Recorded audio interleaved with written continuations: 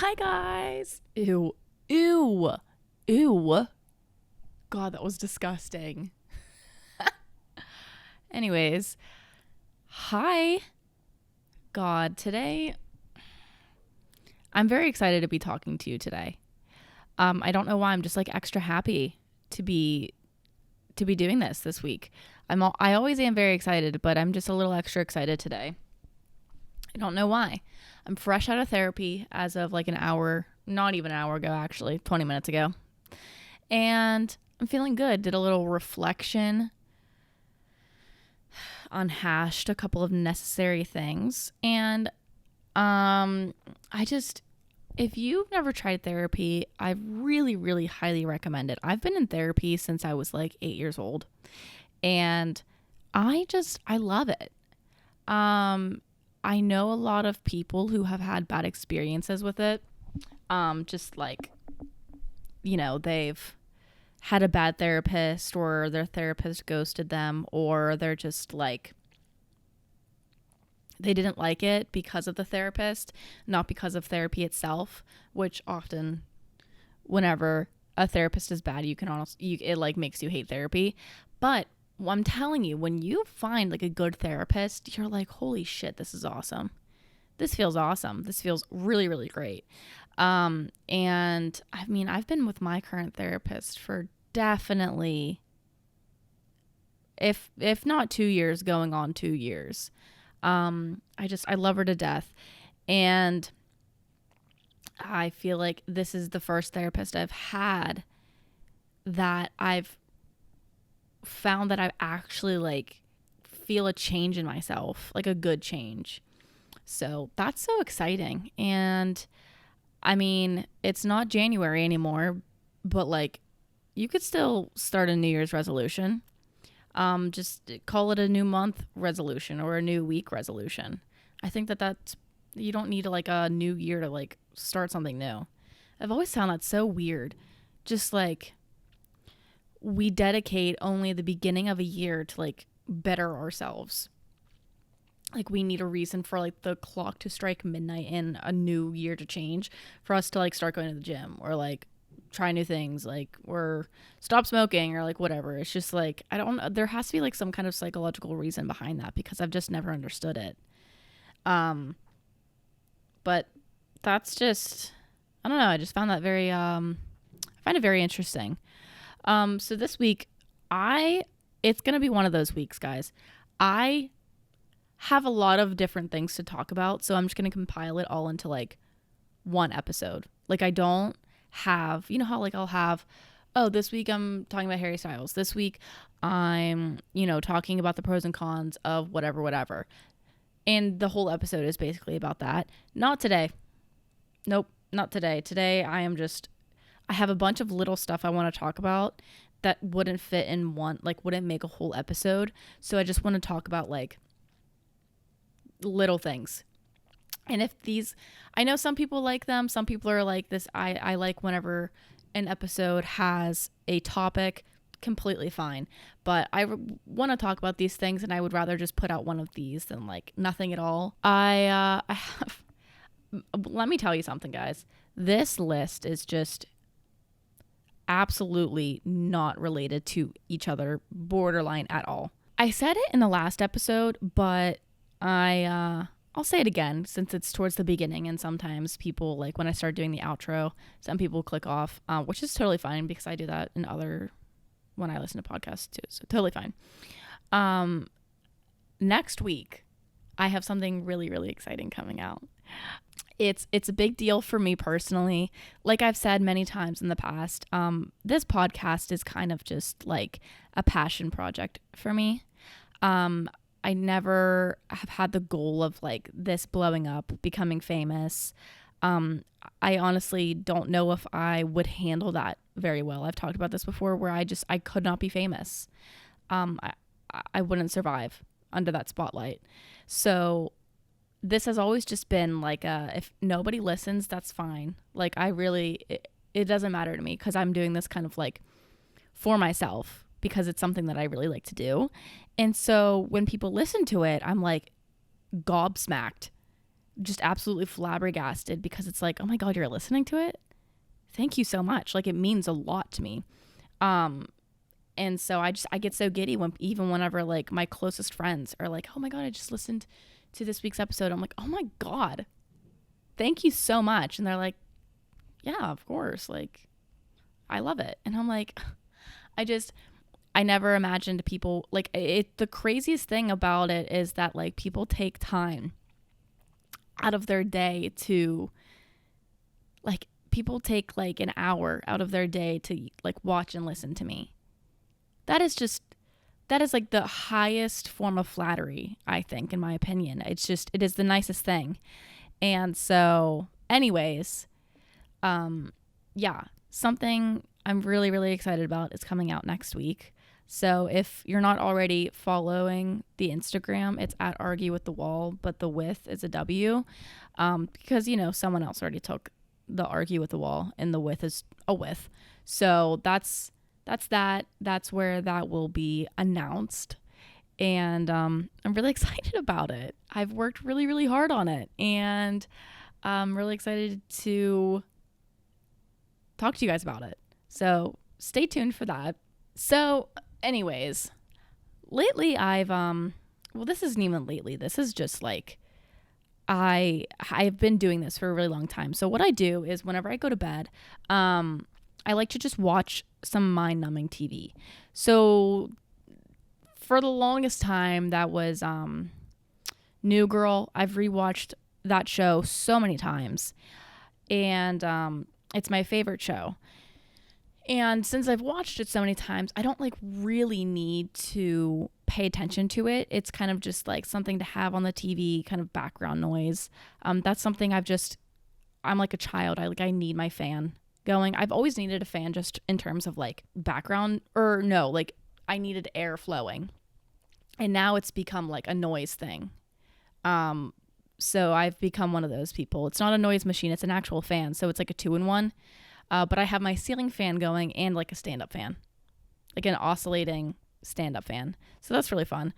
Anyways, and I for the longest time I was watching New Girl and still love it to this day. But I was like thinking about like something else I could watch, or like something that was kind of like more nostalgic that I like a cartoon or something that I used to watch, that is still entertaining.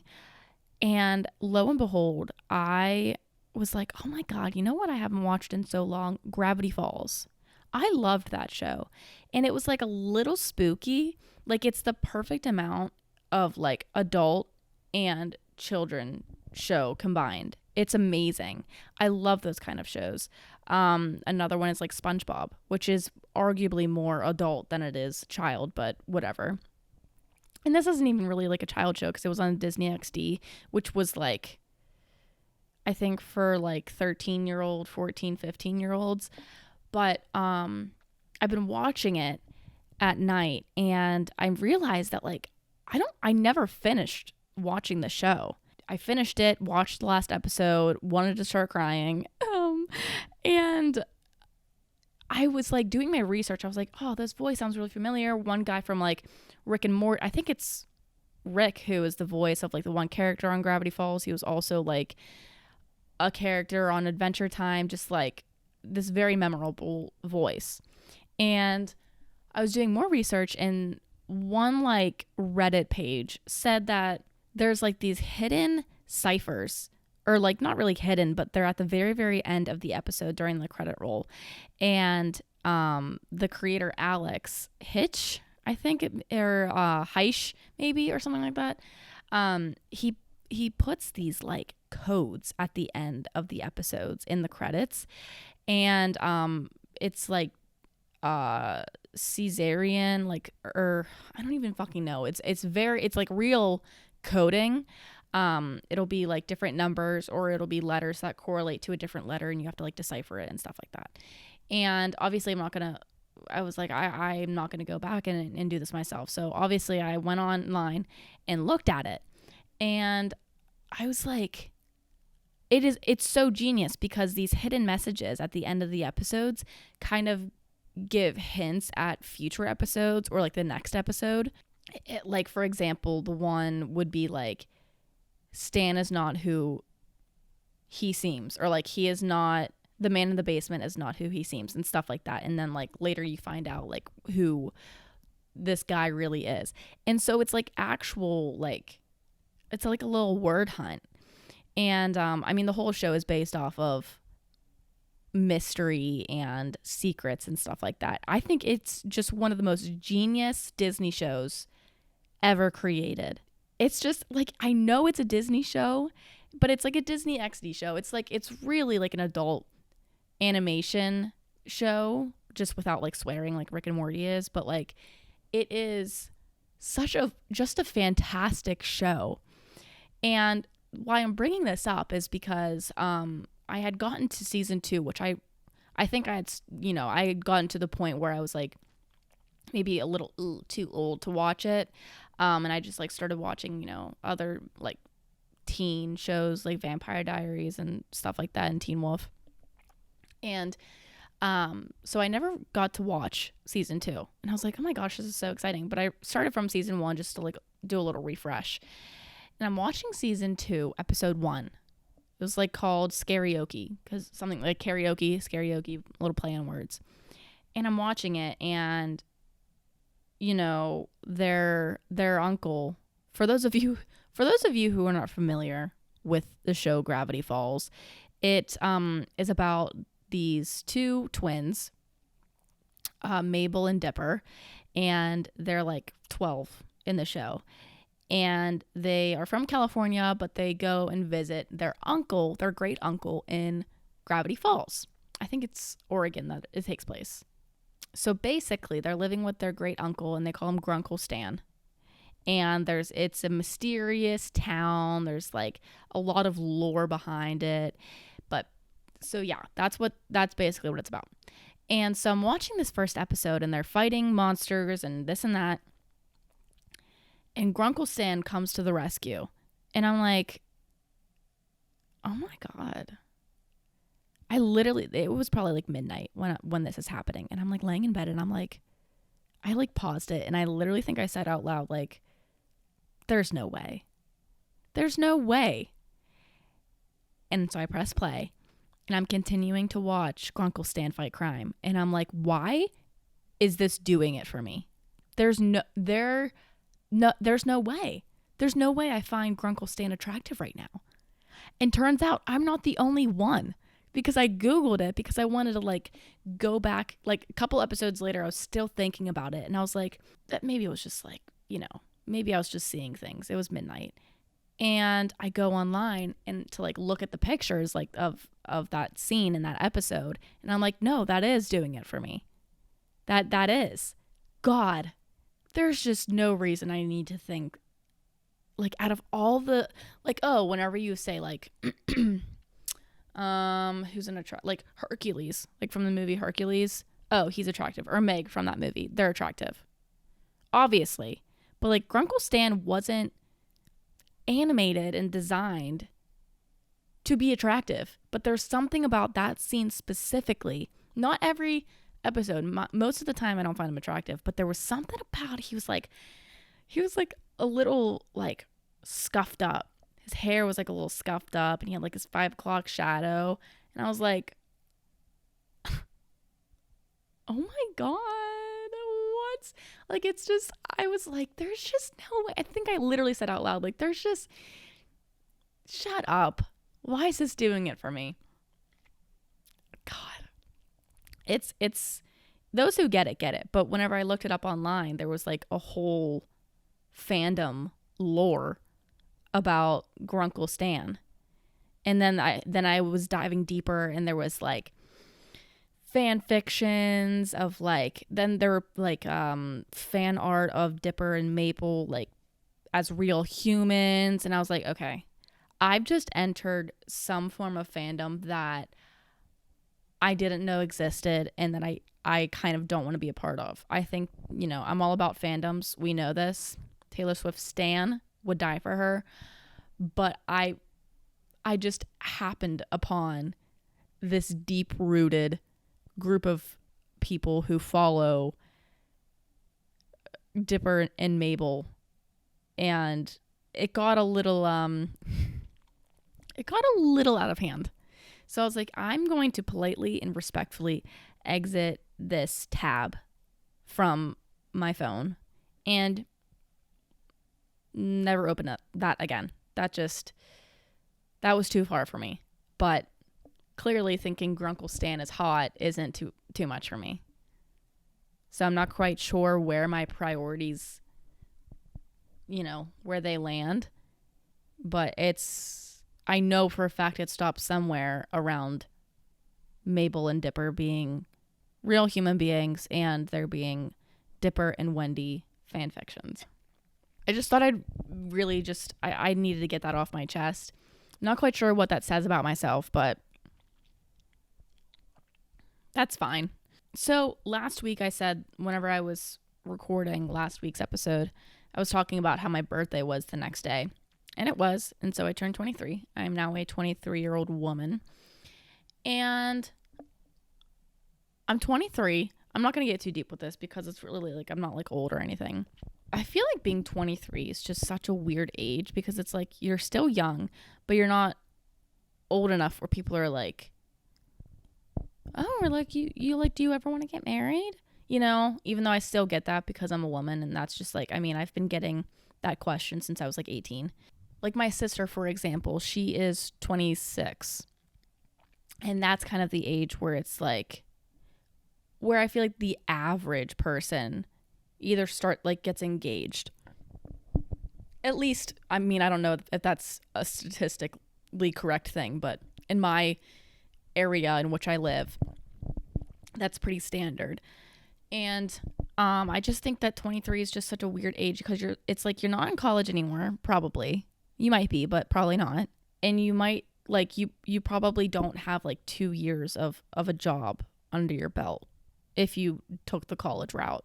I am very I'm not having an existential crisis, but it's such a weird age because I'm like, I don't have a job. I'm working on that. I live at home, which is fine. I love living at home. And I don't have a boyfriend, which is also fine. But it's like I'm becoming an adult. Well, I technically am an adult. Gross. But I don't have the adult things. Like I don't have a job, or I don't have like a savings account, and I don't have like a stable relationship. But then again, I'm like thinking about everything I'm saying out loud, and I'm like, ugh, why am I like talking about this as if it's important? And it's important to talk about your feelings, sure. Ugh, whatever. All right, therapy girl. But like at the end of the day, there are definitely more important things in this world to be concerned about. Segue, the Supreme Court ruling about like not doing student loan forgiveness, which is highly unfortunate for me, because they just like expect us to like have a job right out of college and like have enough money saved up. But like I'm currently living in a country where there's just like there are jobs out there, but they all require you to have like 3 years of experience as like an entry level job. And if there is a job out there that I can fit the requirements for, I have to go against like 2,000 other people who are applying to it, or at least minimum 100. And then you have to consider, well, that might not be in my area in which I reside right now.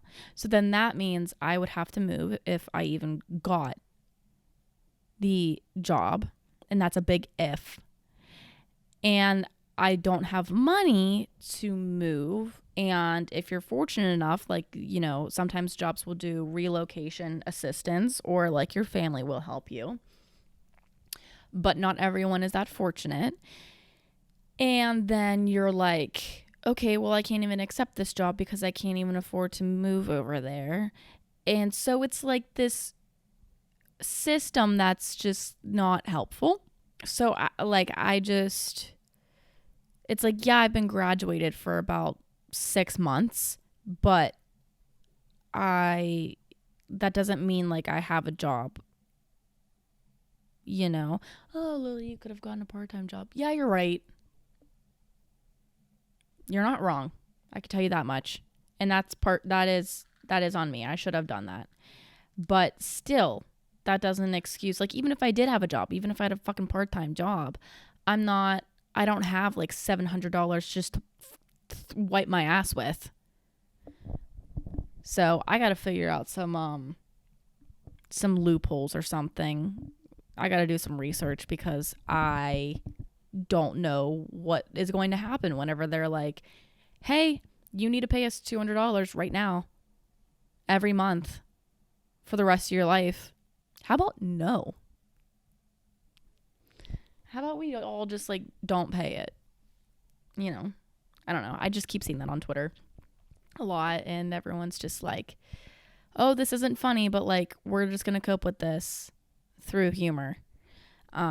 Speaking of Twitter, I've really been on it a lot recently, which is good and bad for many reasons. But one of the reasons being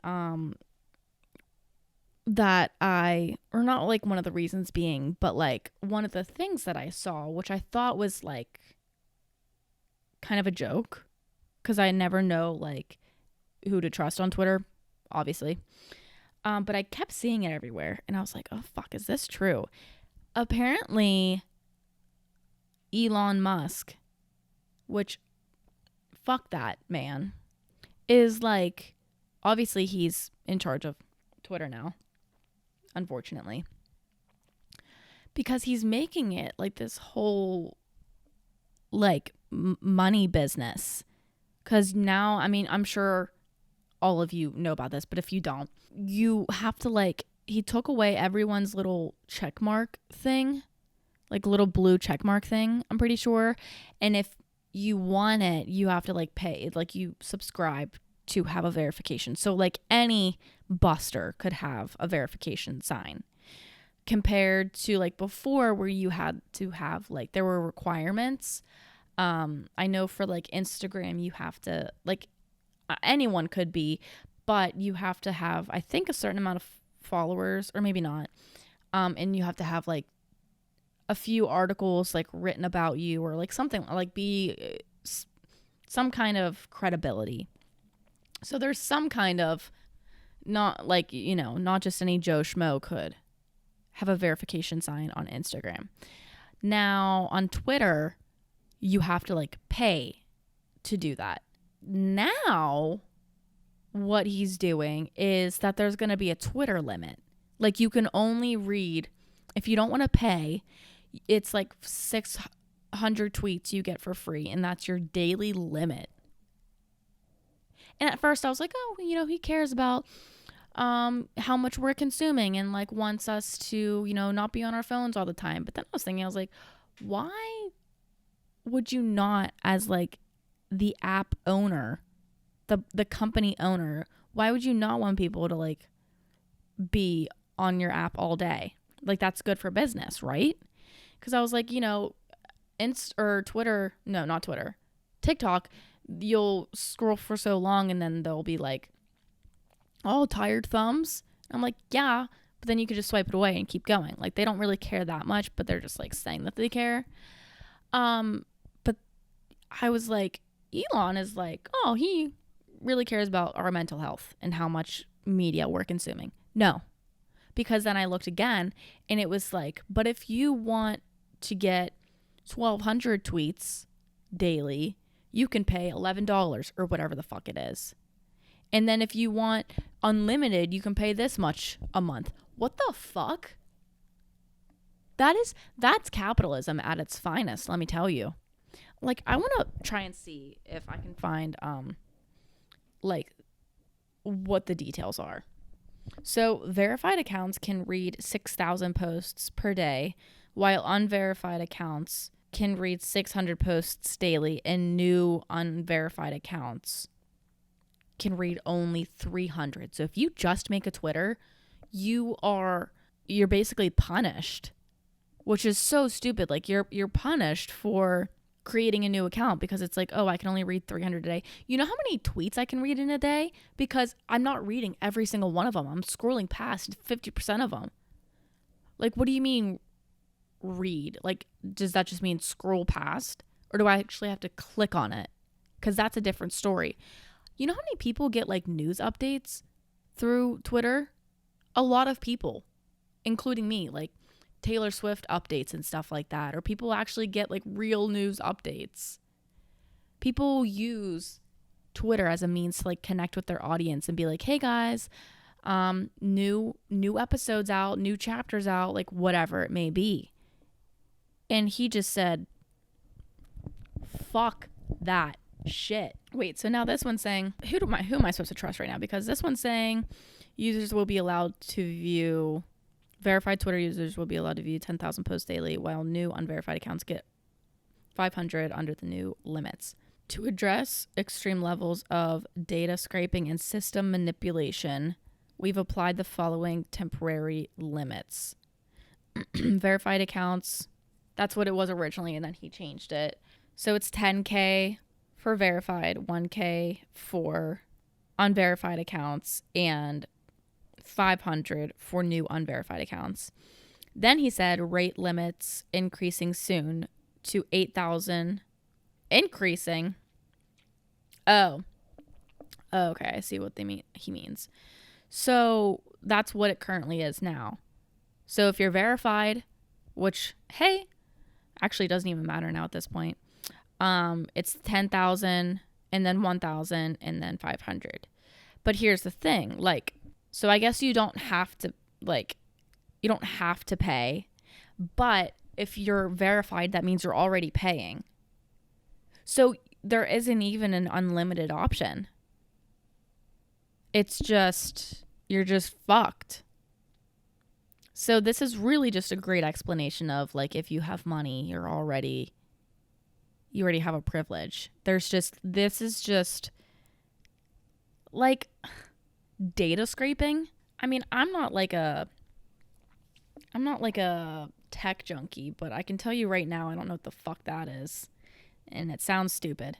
Like, why are we fixing something that wasn't broken in the first place? Like, Twitter was this, it used to be just such a, not safe, but a fun, simple environment where you can just get a quick chuckle by reading a tweet. And no one touched it. The previous owner before Elon never touched it. You know, there would be some very minor updates in terms of like UX. Besides that, there was nothing that really changed. And ever since this motherfucker got his grubby little hands on the Twitter headquarters, he has just ruined it. Jack Dorsey, the co-founder and former CEO of Twitter, was defending the recent move, saying, running Twitter is hard. I don't wish that stress upon anyone. I trust that the team is doing their best under the constraints they have, which are immense. It's easy to critique the decisions from afar, which I'm guilty of, but I know the goal is to see Twitter thrive. It will. And I do hope they consider building on truly censorship resistant open protocols like Bitcoin and Nostral to help ease that burden. Good for all and critical to preserve the open internet. Let me tell you something. What a sad thing. Like, yeah, okay, I get it. It is easy for people to be like, fuck you, and not really know why they're doing it, like I just did in the beginning of this. Like, I didn't know why he was doing it. I thought it was because he wanted more money, which part of it is because if you want to see more tweets, you're going to have to pay for a verified account and then you get more tweets. But that's just so dumb. I don't know, man. So I've mentioned in the past that I am terrible at sports, like horrendous specifically. And I'm kind of aware. Like, I'm aware of that. But for my birthday, I wanted to go to this barcade where they have like bowling and ping pong ball and skee ball and vintage arcade games and like giant beer pong, but it's played with trash cans, like things like that. And while that's not technically a sport, it still involves some form of like physical intelligence, which I lack severely. And I was like, this is going to be so fun. Like, I've heard it's so much fun. And I bring my one friend, and then I am with my mom and stepdad, my family. And they all know I'm not good at sports. And I'm like, for the first like hour and a half, we're kind of just like hanging out, having drinks, talking, playing Jenga. It was pretty fun. I was like, I'm gonna do a little wrap around and scope out the place. And I'm like, this is so much fun. So we go to play our first official game. Well, first of all, before we played bowling, me and my friend we did skee ball because it was like free and you could just, go for it. Absolutely got dominated by my friend. And I thought I was doing like pretty good. I was like, I'm making it in most of the holes, not like the 100 or like the 50, but I'm doing pretty good. And I was like, oh my God, I got like 178. And I look over at her score and she got like 230. I was like, oh, okay, well, that's fine. Just skee ball. Then we go and play bowling, and it's I think four on a team, maybe 5 on a team. I don't know how many of there were of us, but it was split. We were split into 2 teams, so we were like right next to each other in bowling.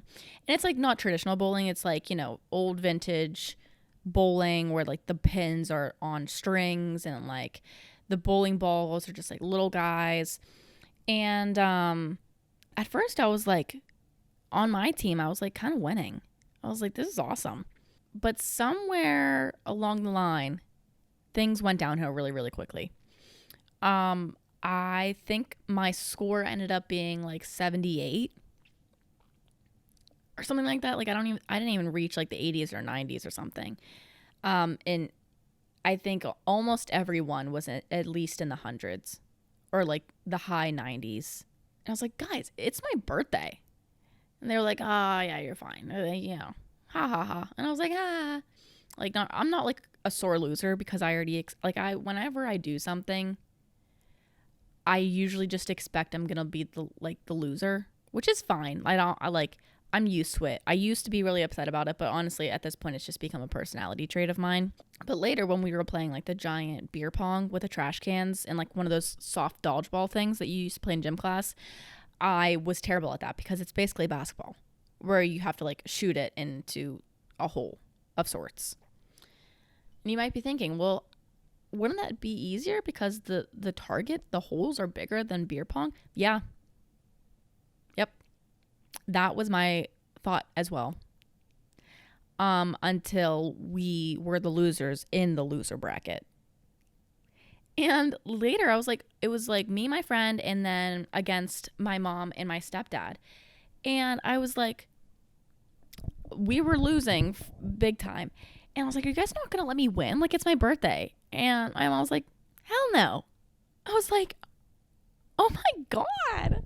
I mean, fair enough. It is what it is. That's just how it is.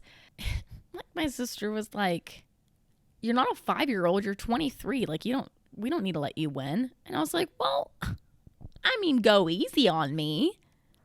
You guys all know I suck at most things, so just ease up a little bit. No, I have a very competitive family. 99% of my family members are very competitive. I am not really. I think it is because I've just accepted the fact that I'm like not really good at most activities. Like when I'm good at something, I know I'm good at something because I suck at most things. Like I know I'm good at playing guitar. I know I am a good writer and things like that. But there are a lot of other things out there where I know I'm not good at it. And people are like, no, you're not that bad. No, just like I know it. Like I know I'm not good at it. So that was how I spent my birthday, just losing to every game I played. And in a more exciting regard, Speak Now, Taylor's version is coming out this Friday. Lots of hype around that. Really excited about it. I mean, by the time you're listening, it'll be out in 2 days. I think the songs I'm most excited for definitely are Dear John, Last Kiss, the staple sad songs. But in terms of like the From the Vault songs, I'm very excited to see what the vibe is for the song When Emma Falls in Love, because I'm really curious as to see like who's Emma? Emma Stone? Emma Watson? What Emma are we talking about? Is this an Emma we don't even know of? Is this a metaphorical Emma? And then also, I think it's called Timelessness maybe. And you can see like the time, like how long each song is on iTunes or like Apple Music or whatever the fuck it's called now. And they're all like either over 5 minutes or like almost 5 minutes. So, and then also Fall Out Boy is featured in one of them, and Hayley Williams from Paramore is in another one. So like, what's the vibe? Is it better than Revenge vibes? Because if so, I'm going to be excited. Because I've watched interviews of Taylor during this time, and she was just ruthless. And I fucking love it. Better Than Revenge was just like, absolutely like, I'm pissed. And I'm going to blame the woman. Which, fair enough. They're easy to blame. No, like if that's the same vibe, I mean, because I don't really know how many slow songs Fall Out Boy has. I know Hayley Williams has, her fair share of slower songs, so that could be more of like a song like Mine or whatever. But I'm really excited for this album because I think it's my top favorite album. It was the first one where I like really remember it being released, and like by the time I became a fan of Taylor Swift, Fearless had already come out, and so I got to like be a fan and experience Speak Now being released. And it was also the first Taylor concert I had gone to, Speak Now, in like 2012. So it's very nostalgic for me, and I'm very, very excited about it. On Friday at midnight, keep me in your thoughts and prayers. Send me strength, because I probably will not be very well. And so, yeah, honestly, that's all I really got. Like this episode, what did we even talk about? I mean, we got through it, but there's a lot of exciting things happening within the next week. I have my little announcement, and I also have Taylor's version of Speak Now coming out too. And hopefully I have an interview with the job that I'm currently like trying to get in contact with, or like we're in contact and trying to like set up a meeting. So, hey, maybe July is my month. Maybe it is. And it could also very well not be my month. And I could have to start paying student loans with money I don't have. I might have to take out a loan to pay my student loans. Is that allowed? Wouldn't that just be a whole Truman Show experience? Just like a full circle. Paying your student loans with a loan. It might have to be where I end up. But anyways, thanks so much for listening, guys. Make sure you're following the pod on Instagram, like I said earlier. And you can subscribe to the YouTube channel, where if you want to watch these videos on there, the TikTok, I don't know, whatever you want. I've also, like, last week I posted one of the clips from last week's episode, and it was like the one If I Were President, and the one about, me saying that I would make cutting down trees illegal, like by the masses. I guess I maybe didn't include enough context, because I was talking about like how people, like companies, are just taking out like miles and miles of trees that are healthy. That enraged more people than I expected.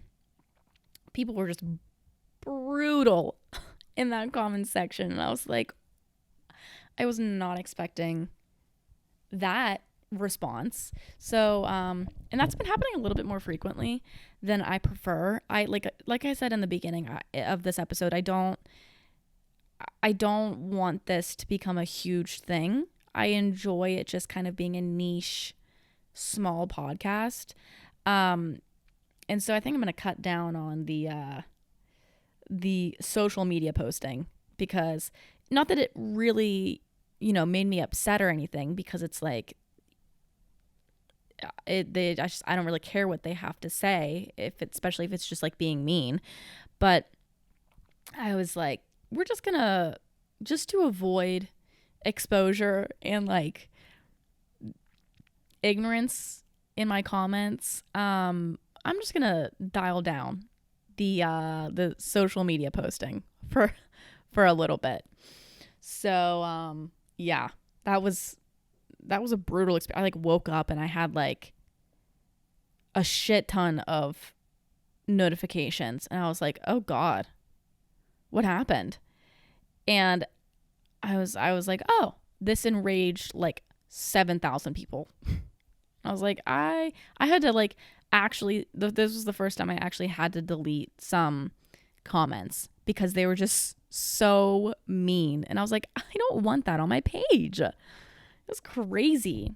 So anyways, if that was you, hey, no way they're listening. It's like the people who comment on stuff and then like just keep scrolling. Like they'll just never see you again. And I'm like, okay, hey, bye, whatever. All right. Thanks again for listening, and I'll talk to you next week. I'm so excited, and I hope you are too. So talk to you then, and have a great week. Bye.